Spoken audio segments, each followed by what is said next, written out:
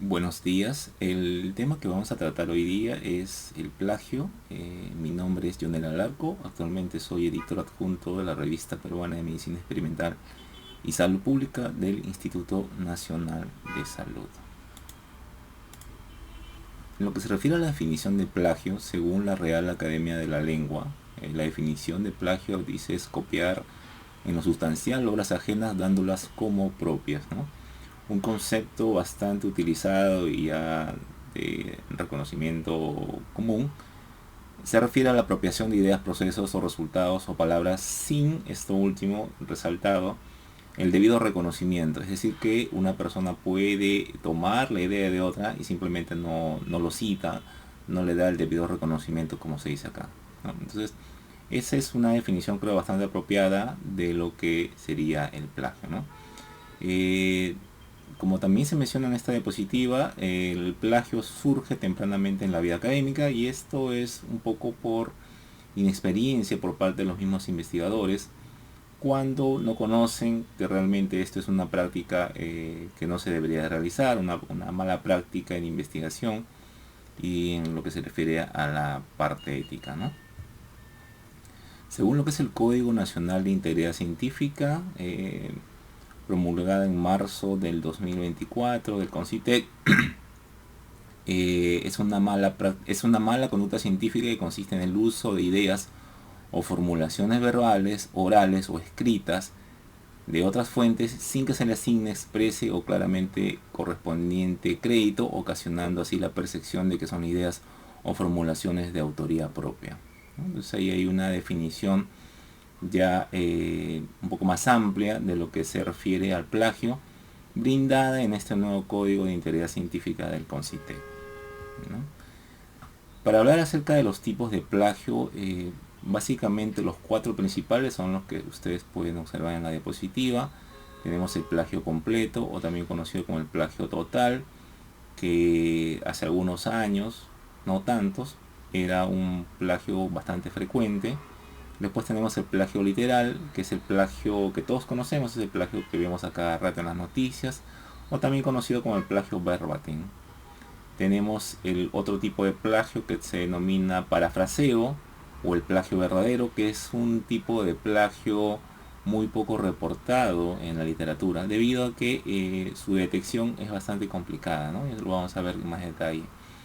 Y también tenemos este tipo de plagio, por así decir, que se conoce como autoplagio o reutilización, que hasta cierto punto digamos que es un poco controversial referirse a este último tipo como plagio en sí, debido a los cambios que han tenido últimamente y bueno, y un poco por el concepto en sí de su definición, ¿no? Eso también lo vamos a ver en una diapositiva más adelante.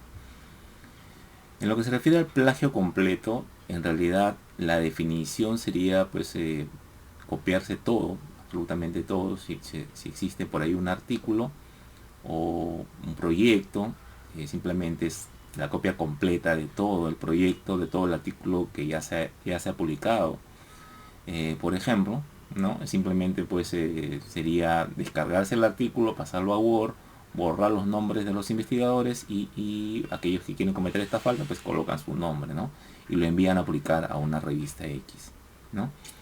Esto hace algunos años, miren, si ustedes se dan cuenta acá, estos reportes de plagio completo son del año 2011, 2009 y 2011.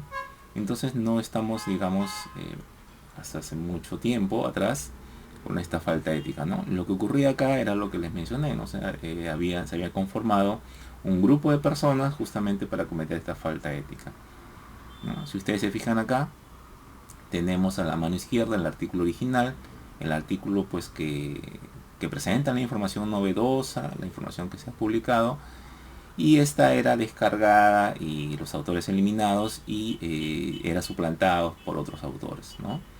Y si se dan cuenta, esto se cometió en reiteradas veces y los nombres que aparecen en rojo pues son los mismos, habían conformado esta especie de grupo para cometer esta falta ética y una vez que lo hicieron pues lo enviaron a revistas de alto impacto como BMJ Case Report, ¿no? Y salió publicado, ¿no? Nadie se dio cuenta. Estamos hablando del 2011 más o menos, o en proximidad de 2013, cuando fue publicado estos trabajos en los cuales se entiende que todavía los software antiplagio no estaban muy desarrollados, porque en ese caso hubiesen sido detectados fácilmente, ¿no? ¿Qué es lo que ocurrió con estos trabajos? Pues fueron retractados una vez que la revista se dio cuenta de que se había cometido esta falta ética, ¿no? Y esto queda pues queda para siempre como un aviso de retractación en las diferentes bases de datos donde se indexa la revista, ¿no? Y ahí podemos ver acá esta nota que dice artículo retractado, ¿no? Por estos incluso sale su foto para que todos lo conozcan, y el motivo por el cual se retracta esta segunda publicación en la segunda revista, no en la primera. En la primera no ocurre nada, sino esto generalmente es en la segunda revista que se dan cuenta de que estos autores habían enviado una publicación plagiada. Luego tenemos este otro tipo de plagio que se conoce como el plagio literal o plagio verbatim, que es el plagio que es el más conocido, ¿no? Es el que vemos siempre en las noticias, es el plagio que es el copiar y pegar simplemente, ¿no?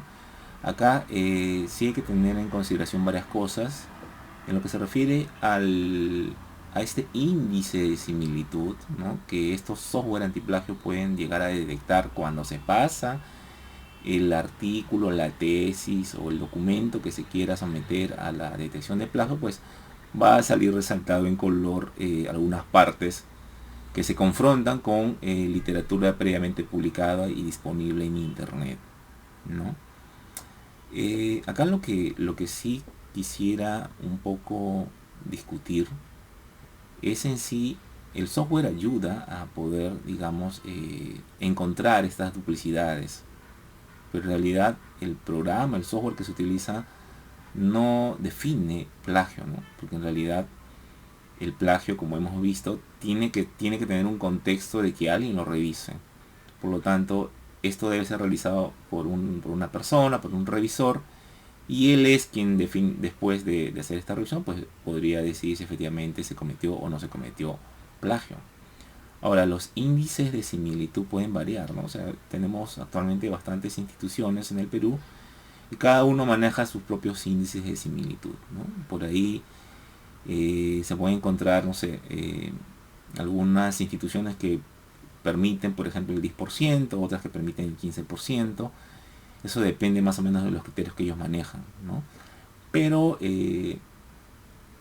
a ciencia cierta puede existir un caso de plagio con un 5%. O sea, por ejemplo, tienes una tesis y se revisa, se pasa el software y solamente un solo párrafo sale resaltado en color, ¿no? Un solo párrafo de todo el documento. Ese único párrafo, como es uno solo, pues amerita solamente el 5%. Ese 5%, pese a estar debajo de muchos umbrales, puntos de corte que tienen las instituciones, es plagio. Aunque sea una proporción pequeña, pero es plagio y debería de corregirse, ¿no? Y puede pasar lo contrario, o sea, puede existir un alto porcentaje de similitud, un 20%, un 15%, un poco más, y sin embargo puede ser un documento extenso y esta duplicidad o este resaltado de texto puede estar disperso en todo el documento, que puede deberse pues a nombres comunes, instituciones, que se repiten a cada rato y por lo tanto puede dar la alerta de duplicidad. Sin embargo, cuando el revisor lo ve, efectivamente pues no se consideraría plagio. Entonces, acá creo que el mensaje de esta diapositiva es que pese a que existen software antiplagio, que existen índices de similitudes, que existen puntos de corte para determinar o no cierta duplicidad, quien debería decidir al final si es o no plagio, pues es una persona, es un revisor, ¿no? Pues bueno, por ahora, hasta que todavía no nos avance en lo que se refiere a inteligencia artificial en este punto, ¿no? El otro tipo de plagio es el parafraseo y también se conoce como el plagio verdadero y tiene la definición igual que plagio común, ¿no? Que se apropia de la idea de otro autor sin el debido reconocimiento, sin la referencia bibliográfica adecuada. Acá dice es un engaño sumamente elaborado. ¿Por qué? Porque detrás de este engaño pues existe lo que es el encubrimiento. Como su nombre lo dice, es parafraseo. O sea, yo me apropio de la idea de otra persona, pero no hago un copiar y pegar. Lo que hago es un parafraseo de esa idea para que, digamos, los software antiplagio no puedan detectar que yo estoy cometiendo esta falta ética, ¿no? Y como dice acá, no es detectado por el software. Al haber este parafraseo, pues no se detecta, no se encuentra. Y generalmente se descubre después de la publicación. Y ocurre porque a veces hay cartas al editor, ¿no? En el caso de las publicaciones científicas me estoy refiriendo, en las que algunos autores pues están revisando, están leyendo la revista y encuentran por ahí que esa idea pues en realidad les pertenece a ellos mismos, ¿no? Y sale en otro artículo que no tiene nada que ver con ellos. Entonces ellos envían una carta al editor diciendo pues que se ha cometido esta falta ética con un parafraseo de la idea original y que no nos han citado, ¿no? Entonces eso generalmente ocurre, pues no ocurre antes porque no se ha conocido, sino ocurre siempre después de la publicación. Y debido a todo este parafraseo, a este encubrimiento, a esta falta de detección de los softwares actualmente, es que tenemos muy pocos reportes de lo que es el plagio verdadero, ¿no? Si uno revisa en la literatura, pues en realidad va a encontrar muy poco sobre esto. El otro tipo que tenemos de autoplagio, o mejor de tipo de plagio, es el autoplagio, ¿no? Y según la definición que existe, es la reutilización de ideas, textos o datos previamente publicados por el mismo autor sin la debida referencia o el permiso del editorial, ¿no? Acá el problema, y como les comenté al inicio, el autoplagio hasta cierto punto podría estar permitido, ¿no? Porque se entiende pues de que una persona tiene una línea de investigación, siempre tiene procedimientos similares, por lo tanto podría estar citando, ¿no? Sus procedimientos, lo que él ya ha avanzado, porque eso generalmente es lo que siempre hacen sus investigaciones, ¿no? El problema acá es cuando no lo cita, ¿no? Y cuando no se cita, pues se hace pasar como si esto fuese original, cuando en realidad no lo es, porque ya está publicado en otro trabajo. Entonces el problema viene justamente cuando en este autoplagio, entre comillas, no se cita a la fuente primaria, ¿no? Y entonces lo que ocurre es que se afecta, como dice acá, ¿no? Se afecta a la originalidad y da una especie de falsa novedad de lo que se está presentando, cuando en realidad no es así, ¿no? Se justifica, como les digo, en procedimientos, pero la recomendación es de que siempre debería de citarse, ¿no? Los procedimientos que siempre se repiten, está bien que los investigadores tengan esta metodología ya establecida, pero deben de citarlos, ¿no? No deben de colocarla esta metodología como si fuese nueva en cada trabajo que ellos realizan, ¿no? Entonces ahí viene un poco el problema del autoplagio.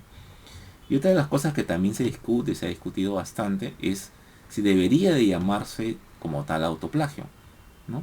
Porque se entiende que el plagio en sí es la apropiación de ideas de otra persona, y no tendría mucho sentido hablar de lo mismo con el término de la apropiación de ideas propias, ¿no? Por eso es que se discute un poco si el término correcto es o no autoplagio, o en todo caso podría utilizarse otros términos como la reutilización inapropiada de ideas, textos o datos, y más orientarlo a la parte de un poco de las faltas éticas de publicación duplicada, no de publicación salame, publicación redundante, ¿no? Y digamos que incluirse más en esas faltas éticas y discutirse y sancionarse en esas faltas, y no tanto como autoplagio en sí. En lo que se refiere a las penas que actualmente, por ejemplo, en el Perú tenemos, según el artículo 219 del Código Penal, el plagio dice ser reprimido con pena privativa de libertad no menor de 4 años ni mayor de 8 años, y 90 a 180 días multa el que con respecto a una obra, dice, la difunda como propia, copiándola o reproduciéndola textualmente o tratando de disimular la copia mediante ciertas alteraciones, atribuyéndose o atribuyendo a otro la autoría o titularidad ajena, ¿no? Esa es la definición que tiene el Código Penal, y por lo tanto está considerado una pena, es un delito, es una pena privativa de libertad no menor de 4 ni mayor de 8 años. Entonces no estamos hablando de algo tan leve y que está tipificado como un delito dentro del Código Penal. Entonces por ahí también hay que tener cuidado. En lo que se refiere al decreto supremo, dice, del reglamento de la Ley Nacional de Ciencia, Tecnología e Innovación, SINATIC, que fue publicado en junio de este año, también hay un cuadro en el cual se presentan las sanciones de diversas faltas que ya se han tipificado. Entre ellas está el plagio total o el plagio parcial, como se puede ver acá, ¿no? Y estas son consideradas como faltas graves, ¿no? Y existe como una sanción la suspensión de la pertenencia a este Sistema Nacional de Ciencia, Tecnología e Innovación por un periodo de 5 años y o una multa que puede llegar hasta 96 UITs, lo cual pues es bastante, ¿no? Entonces ya está tipificado, ya está reconocido como una falta grave en el Código del Sistema Nacional de Ciencia, Tecnología e Innovación, y también el Código Penal lo reconoce como un delito. Entonces creo que ya se tiene bastante normativa en la cual se puede sancionar a aquellas personas que cometan esta falta ética. Ya para terminar, existen actualmente, o hay noticias que eventualmente aparecen en los periódicos, en los cuales algunas personas, digamos, del ambiente de diversos países o del gobierno, cometen periódicamente esta falta ética, ¿no? Acá les presento algunos casos solamente para poner el contexto de lo que hemos estado discutiendo, ¿no? Y hemos visto los conceptos, hemos visto ya lo que se maneja acá en el país, hemos visto los tipos de plagio más frecuentes, algunos que se pueden detectar, otros que no.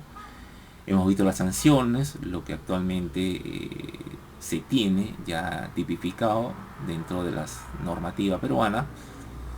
Y les presento ahora algunos ejemplos ya de algunos países en los cuales las personas que cometen esta falta, supongo que asumen también este problema, pues y son por ahí sancionadas, pero digamos, el mensaje de estas noticias que les presento es que las personas se retiran, ¿no? Acá dice: dimite la ministra de Salud de España por plagiar tesis. Se va, simplemente ella por vergüenza se retira y se va a su casa, ¿no? En República Checa el ministro renuncia tras aceptar que plagió tesina por diplomatura, ¿no? Acá en Alemania la ministra de Educación renuncia por escándalo de plagio, ¿no?